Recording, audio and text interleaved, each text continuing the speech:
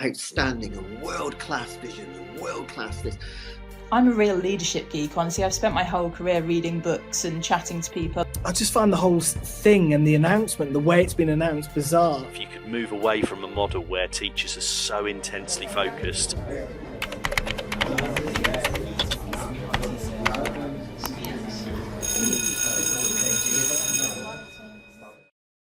Hello everybody, we're at the Schools and Academies Show and I am joined by Sir Michael Wilshaw, the former Chief Inspector of Schools for OFSTED. By the way, I am here with the wonderful Eton X, who provide free online courses for any state school in the UK. So definitely check them out if you are here at the Schools and Academies Show. Michael, ask me the question you wanted to ask me first. Why don't you like OFSTED? Why don't I like OFSTED? Well, we haven't got an hour, but let me just start with, I feel, personal views only here, not the views of Teachers Talk Radio, I feel at times they've been a bit out of touch with what teachers feel, what's happening on the ground.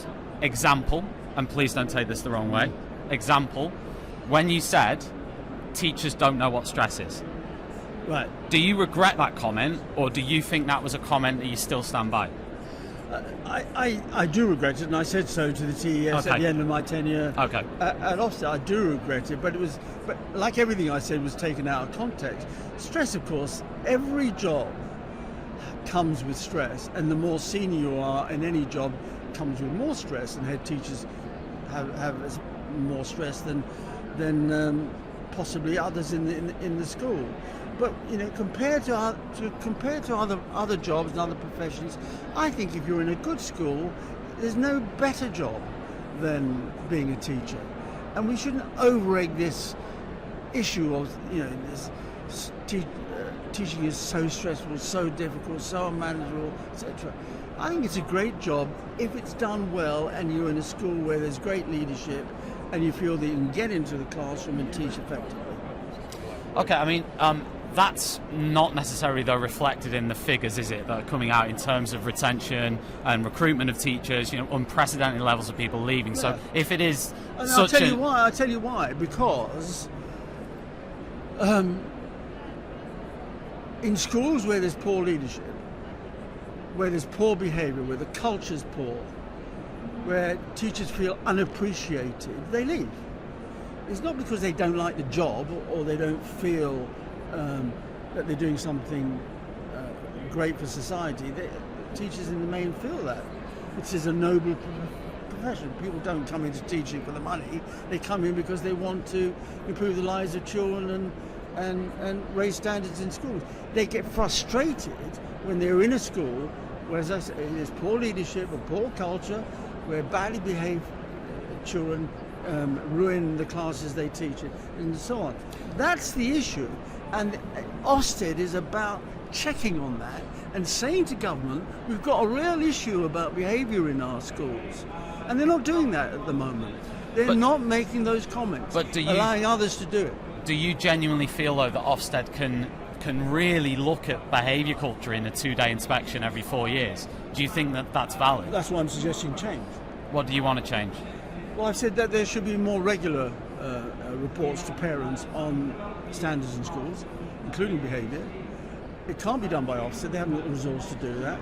It should be done by the chief executive or the head of the local authority, because schools are moving into federations, loose or hard, and it should be the head of that organisation that sends out the report to parents. And OFSTED then checks the validity of those reports that are being sent out, because we've got a very, very unfair system at the moment that very highly paid chief executives of academy trusts, very highly paid, and local are less accountable than the classroom teacher. I understand, but many will turn around and say that OFSTED have contributed. You talked about the raising of standards and school improvement. Yeah. Do you think that OFSTED have done that? Do you think that OFSTED have contributed to that in a positive way? You're talking to a 78-year-old here, right, who started teaching before you were born. And I started teaching in the East End of London, and I spent the first 14 years of my life working in tough schools in inner London. Standards were incredibly low. We can't, whatever you might say about standards at the moment, they're infinitely better than they were when I started to teach. I don't think I disagree with that personally. The standards have gone up. Now, there are lots of reasons they've gone up, but one of the principal reasons is the greater accountability that has been introduced over the last 20, 30 years. Not just Ofsted, but publication of results, league tables, greater transparency around school performance. Now, schools are better places than they were, and Ofsted has played a key part in that. The challenge for Ofsted now is whether they've got sufficiently good inspectors to do this job. The challenge for Ofsted now is, can they inspect schools more regularly? And the challenge for Ofsted now is, are they really focusing on what really matters, standards in our schools, and not telling teachers and head teachers what to do on the curriculum, what to do on the structure of the school week and school day and so on. But you've said in your talk here at the Schools and Academies Show, you said that you back the new report card system from Ofsted, which replaces the 4 one-off grades with a report card system. It's going to be introduced by Labour by next year.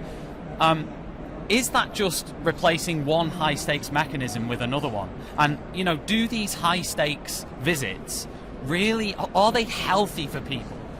Are they necessary? Well, the judgment will still be made, but rather than this farce of a one summative, one-word judgment, which tries to pack in all sorts of conflicting judgments on the curriculum and organisation of the school into that one word and getting it wrong often. It's actually saying schools are complex places. You can be good on this, but not so good on something else, and let parents make a judgment on all those factors. So it's a move in the right direction, because I think the one-word judgment was giving a false impression to parents. 90% of schools being judged good because inspectors err on the side of generosity. But Sir Michael, to be fair though, when you were chief inspector, you said the one-word grade judgment wasn't a good thing, but you endorsed it during all that time. I mean, first of all, Ofsted doesn't make that decision. It's government that makes that decision. I had to live with that decision, and there was no way that Michael Gove or Nick Gibb were going to move away from the summative judgment. I thought the reason I introduced requires improvement and got rid of the because it was a fraud. We were telling parents that schools were satisfactory when they weren't. They weren't satisfactory at all, and I was telling the truth to say that these are schools that weren't good and required improvement to good. So that's why I did that. But in the 5 years that I was at Ofsted, I spent a lot of my time chasing up inspectors on the validity of the reports that they were writing, and they would say to me, it's a really tough job to try and corral everything into a one-word judgment. But do you think that you coming back again to what you said, listen, there'll be a lot of people out there where you say about standards have gone up since Ofsted came in 1991, was it? And since, particularly since the one-word judgment, that there has been the profession right now is in a really, really bad state. Is it? If you look at the recruitment and retention numbers, if you look at the surveys coming out on teachers and how they feel, if you look at the numbers of teachers who want to get out, and in the top 3 reasons in all the union surveys, in the surveys by Teacher Tap, in the surveys by those other, inspection and the pressure of inspection comes up. Do you not think it is, though? I think it is in some schools and in some areas, yeah. I think it is a problem. But if you talk to the 150 odd staff I had at Mossbourne, very few said they weren't happy and wanted to leave. Why? Because they felt they were doing a good job in a good school. I think they were well there. The children behaved themselves. It was a joy to come into school, And that's what we want across the country. We want good leadership, running good schools, motivating their staff to stay in the profession. Do you think we haven't got that, though. Do you think if Ofsted didn't exist, things would get worse or better? Yeah, I think if Ofsted didn't exist, things would get worse. No doubt about that. The key question is not whether Ofsted should continue to exist. Has Ofsted got the resource to inspect schools in a comprehensive way with the right people in charge of inspection. Final part 2 questions. Amanda Spielman's obviously gone as Chief Inspector. Martin Oliver's come in. How would you have assessed Amanda Spielman's sort of tenure as Chief Inspector? It would be wrong of me to say anything about my successor, whether she was successful or not. I disagreed with the intense focus on the curriculum. The curriculum is important, but so are all the other things I mentioned in my speech. What makes for a good school is good curriculum, good assessment, good teaching, good behaviour, good leadership. All those things come together to make for a good school. I think that obsession with the curriculum was a mistake, and the consequence of that is that Ofsted is ignoring other major factors when they inspect a school. That's all I would say on Amanda's tenure. How she was as a Chief Inspector is it for others to make a judgment on. What would you say now to a teacher or leader who is sat there right now literally spending, because I've worked with some who have been sort of, their mental health took a massive turn because they've been waiting for the call and waiting for that moment when Ofsted come. What advice or what guidance or what words would you give to those people? I think that the issue for Ofsted and the issue for head teachers, the issue for the education sector is this. There wouldn't be that stress and there wouldn't be that pressure if people believe that the accountability system was fair, that inspectors were good, that they were highly qualified and experienced to do the job. There wouldn't be that stress. Most head teachers, and I know a great many, most head teachers would say, I know my school really well, I know what the strengths and weaknesses are, I just want Ofsted to affirm that. The pressure comes when Ofsted comes in and gets it wrong. Gets it wrong.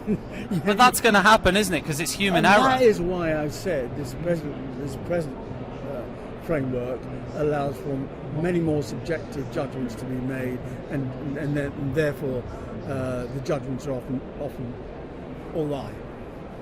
Okay, Sir Michael, thank you ever so much for coming on Teachers Talk Radio.